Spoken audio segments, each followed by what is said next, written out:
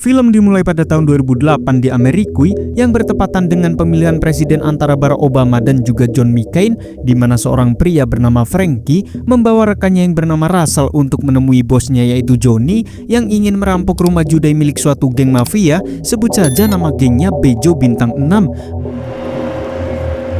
This item looks like shit and he's got no fucking manners. I'm not gonna put up with shit like that. Yeah, and a guy like you want a job done? You don't have the balls to do it yourself. Get the fuck out! Mate, what are you talking to me like that? Awalnya Johnny tidak suka melihat Russell yang petantang petenteng sok serem, sering bicara jorok, dan kurang berpengalaman dalam hal merampok. Johnny pun meminta Frankie untuk mencari orang yang lain, apalagi Johnny baru keluar dari penjara setelah selama 7 tahun lamanya. Karena itulah dia tidak ingin menjalankan misi perampokan dengan penuh resiko, namun karena sangat BU alias butuh uang, Frankie pun terus meyakinkan Johnny yang dimana Russell pun diizinkan ikut dalam misi perampokan. You know something? The two guys that get to do this, they're gonna cut up about 30, I figured. John, he'll be alright, okay? You remember the doctor? I ain't the dog, don't fuck around with me like that. Call me Thursday. Lalu Johnny pun menceritakan jika rumah judai itu dijalankan oleh seorang pria bernama Marky yang mana 4 tahun yang lalu pernah menyuruh 2 preman untuk berpura-pura merampok rumah judainya agar semua pemain pada panik dan juga kabur. Lalu Marky bisa menggondol semua uang pemain, namun di suatu malam Marky yang sedang ngefly tanpa sadar mengaku jika dialah otak dari perampokan tersebut. See, these people are not the kind of people that are around a bank or something. They expect. I haven't got no money. What the fuck am I gonna buy a car with? Why the fuck they... Your hands in the fucking air! Where's the fucking money? Fuck me. Akan tetapi para pemain judai menganggap jika Marky hanya sedang bercanda, apalagi dia sedang ngefly dan tidak ada seorang pun yang benar-benar mencurigai Marky. Namun jika sampai terjadi perampokan lagi, sudah pasti Marky akan dituduh sebagai otaknya yang berpura-pura rumah judainya dirampok. Maka dari itu Johnny akan menggunakan kesempatan tersebut untuk menyuruh Frankie dan Russell merampok rumah judainya Marky. You know what? I did it! And everyone thinks it's funny.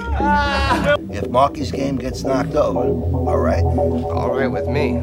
I gotta do something soon. That's real fucking nice talk. A guy like you sticking it in goat-ass's sack. You like that?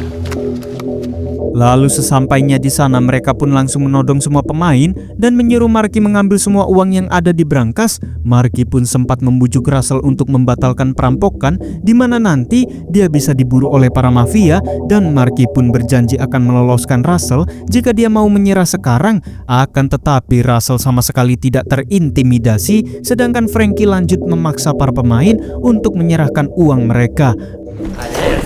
Hands, all of your hands! Get your fucking hands up!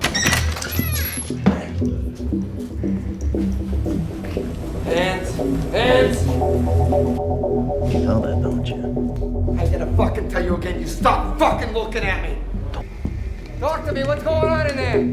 Lagi-lagi Marky berusaha menghentikan perampokan itu, yang dimana Russell langsung menghantam Marky karena mulutnya terlalu ngecipris. Setelah semua uang sudah dikumpulkan, Russell pun buru-buru balik ke mobil diikuti oleh Frankie yang mundur perlahan-lahan sambil terus menodongkan pistolnya ke para pemain. Sementara itu terdengar suara pidato Presiden George yang sedang membahas tentang krisis moneter global termasuk Amerika di tahun 2008, di mana banyak warga yang kesulitan keuangan dan khawatir dengan masa depan mereka.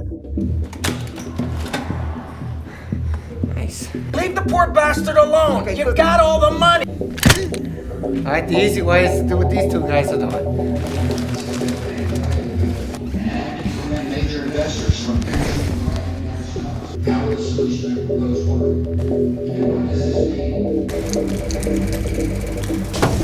Go. Setelah perampokan tersebut, permainan juda itu pun dihentikan sementara karena situasi keuangan Amerika yang sedang kacau dan orang-orang yang sangat amat takut kehilangan uang mereka. Di sisi lain, seorang bos kriminal bernama Driver membahas insiden perampokan itu dengan pembunuh bayaran yang bernama Jackie Cogan, di mana menurut Jackie, perampokan itu bukanlah ulah dari Marky, namun karena 4 tahun lalu Marky berpura-pura kerampokan, maka para pemain judai jelas akan menuduh Marky, bukan? Jackie pun mengatakan agar permainan judai bisa berlanjut, Marky harus tetap dibunuh meski dia bukan dalangnya. So you probably won't be able to handle anything for a while. You sure can't right now. You got lots of things. I heard they had masks on for one thing. Correct. So where do we go from here? What do you think? We hit Trapman, get things started up again. get people back to doing what they're supposed to. Talk to Trapman, see what he says. And they'll kill him. Either way, Marky's dead. Lalu di malam harinya, datanglah dua kroco bawahan Jackie yang diperintahkan untuk menculik Marky. Mereka pun mulai menghajar habis-habisan Marky agar memberi tempe siapakah dua pelaku perampokan pada malam itu. Jelas Marky tidak tahu siapakah kedua perampok itu, dan karena dianggap berbohong, Marky pun terus-terusan disiksa lalu ditinggalkan begitu saja. For what? For what? Get in a fucking car, Mark. Fucking car! I had nothing to do with this.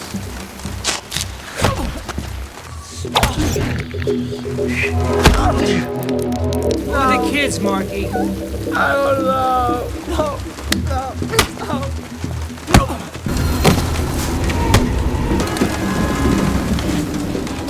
Sementara itu, Russell pergi ke Florida untuk menemui Frankie. Sambil mengonsumsi narkoboy, Russell pun menceritakan tentang perjalanannya ke Florida bersama temannya, yaitu Kenny, untuk menjual dogi-dogi malingan mereka. Dan setelah transaksi selesai, mereka pun membakar mobil tersebut agar menghilangkan jejak. Fucking ridiculous. Go fuck yourself.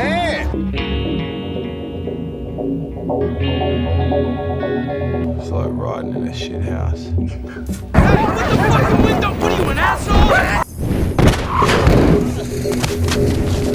Kenny, he didn't have no heart. Namun toloknya, Russell menceritakan kepada Kenny jika dirinya terlibat dalam perampokan permainan judai yang tanpa Russell sadari, Kenny ternyata adalah anak buah dari salah satu pemain di game judai tersebut. Mendengar hal itu, Frankie pun sangat panik karena cepat atau lambat Kenny pasti akan memberi tempe ke atasannya. Of course I did. Kenny's whole. Is this Kenny Gill we're talking about? Yeah. What did you tell him in case Kenny didn't get the whole fucking story before? Sementara itu, Jackie dan Driver sedang ngobrol kesana kemari, dan ternyata Jackie sudah mendengar info dari Kenny tentang Russell yang terlibat dalam perampokan tersebut, di mana setelah itu Driver pun membahas soal anak buah Jackie yang menyiksa Marky terlalu keras sampai hampir mati. Akan tetapi menurut Jackie, penyiksaan itu memang seharusnya dirasakan oleh Marky karena sebelumnya Marky pernah merampok rumah judainya sendiri, dan semua pemain juga pasti ingin menghakiminya seperti itu. Plus, I had Trapman talk to him. Yeah, I'm sure. He was in the hospital when I talked to him. He needed something done once. Dylan couldn't do it, so I did it, so he knows me. Lalu selanjutnya Jackie berencana untuk membunuh Marky agar permainan judai dapat dilanjutkan kembali tanpa menimbulkan rasa cemas dan tanpa rasa takut akan adanya perampokan lagi. Sedangkan untuk urusan memburu Russell, Frankie, dan bosnya yaitu Johnny, Jackie pun akan menyuruh rekannya yaitu Mikey karena ternyata Jackie kenal dengan Johnny dan merasa iba jika membunuhnya dengan tangannya sendiri. Mendengar hal itu, awalnya Driver tidak setuju karena biaya Mikey yang terlalu mahal, namun Jackie menjelaskan jika dia sudah berhasil negosiasi ke Mikey dan jasanya akan dibayar lebih murah, yang pada akhirnya Driver pun setuju mengenai hal itu. Emotional, not fun. A lot of fuss. You do it for 15 asshole. I think in this economy. Setelah itu Jackie bertemu dengan Mikey di sebuah bar, di mana sebenarnya saat itu Mikey masih dalam status bebas bersyarat dan belum boleh pergi terlalu jauh. Sambil mabuk komik, Mikey pun menceritakan tentang dirinya yang hampir masuk penjara karena dituduh memiliki senjata ilegal, yang dimana padahal Mikey hanya mengantarkan senjata itu ke rekannya. Lalu Mikey juga memberitahu jika istrinya berselingkuh saat dulu Mikey sedang di penjara. Setelah itu Jackie pun mulai menjelaskan misinya bahwa Mikey harus membunuh bos Johnny. I'm just doing the old man a favor, driving him down there and all. Actually, there's 4 guys, but it takes fucking forever to get the okay around here. Well, I didn't ask him. Dari sana Jackie pun menemui Kenny dan membayarnya untuk mengantarkan Jackie mencegat Marky di jalan. Di tengah derasnya hujan, Jackie dan Kenny pun mengikuti mobil Marky secara diam-diam, yang pada akhirnya mereka bersebelahan di lampu merah. Dan gak pakai lama Jackie pun langsung menembak endasnya Marky, yang dimana sebenarnya Marky tidak bersalah pun akhirnya tewas. Dan karena mobilnya terus melaju, Marky juga terlibat laka lantas. But I said, move your big dumb ass. He's going home. I don't get it.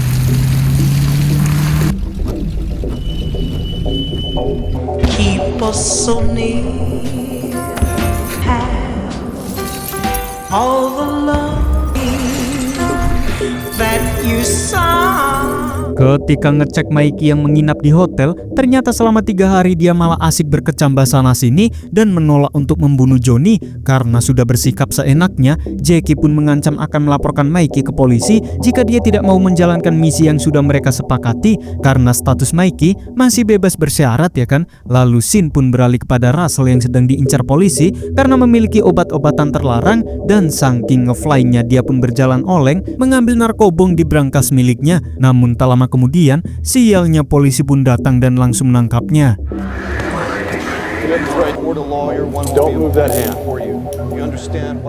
Begitu mengetahui Russell telah ditangkap oleh polisi, Frankie pun semakin takut karena sebentar lagi dia dan Johnny pasti juga akan kena getahnya. Took his chances.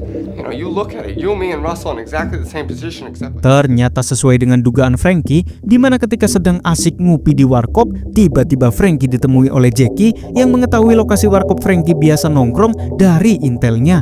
Jelas Frankie pun sangat amat ketakutan, bahkan sampai tahan nangis. Akan tetapi Jackie tidak menggunakan kekerasan sedikit pun, yang mana justru membuat situasinya semakin mencekam. Karena Jackie mengancam akan memanggil curut-curutnya untuk membunuh Frankie secara perlahan jika dia tak mau bekerja sama. Mendengar hal itu, Frankie pun terpaksa akan membantu Jackie, dan pada malam harinya nanti dia akan mengantarkan Jackie ke tempatnya bos Johnny. Yeah, I would. This guy? The guy told me you come in here a lot around this time of the day, so I came in. Not so much what you've been doing. I don't know. Asshole. Fucking.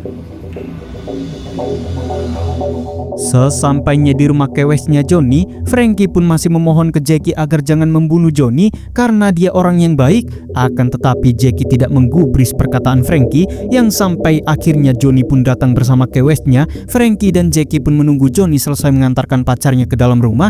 Lalu ketika Johnny on the way balik ke mobil, Jackie pun langsung mengeluarkan shotgun 2 juta dan bersiap untuk menembak badannya Johnny. Dan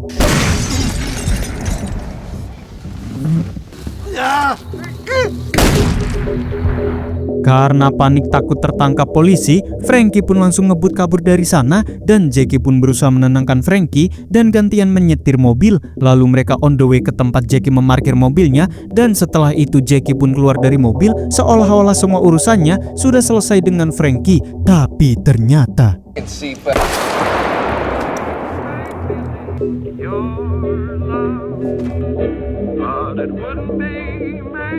setelah semua yang terjadi, komplotan Johnny pun berhasil dibantai, dan di sisi lain sebagai presiden yang terpilih, Barack Obama pun membacakan pidatonya di depan semua rakyat Amerikui. Sementara itu Jackie menemui driver di sebuah warkop untuk meminta bayarannya. And blue states, we are... We're all equal. In this country, we rise or fall as one nation. Namun setelah dihitung ternyata bayarannya tidak sesuai kesepakatan. Akan tetapi driver menjelaskan jika saat ini sedang terjadi kesulitan ekonomi dan driver hanya bisa membayarnya separuh, yang dimana sebenarnya Jackie bisa protes ke atasannya driver. Akan tetapi dia baru saja tewas pagi hari tadi. Are you gonna count it? I gotta take a lead. Driver pun sempat ngecipris jika transaksi ini seharusnya bisa dinego karena mereka saling kenal dan bersaudara, sama seperti pidato Obama yang baru saja terdengar, yaitu jika seluruh rakyat Amerika apapun rasnya adalah satu saudara. Akan tetapi Jackie tidak peduli karena misinya menyingkirkan Marky dan komplotan perampok geng Johnny telah selesai dengan lancar. Jackie pun tetap memaksa driver untuk membayarnya dengan jumlah yang sudah disepakati bersama. Lalu Jackie pun mengatakan jika dia sama sekali tidak setuju dengan pidato Obama tadi, di mana menurutnya manusia diciptakan tidak pernah setara dan tidak pernah ada yang namanya kesatuan dalam sebuah negara. Begitu juga dengan Amerika, yang dimana lebih cocok diibaratkan sebagai bisnis daripada sebuah negara, karena segala sesuatu harus dibayar sesuai dengan kesepakatan bersama. Sama halnya seperti Jackie yang harus dibayar sesuai dengan kesepakatan bersama driver.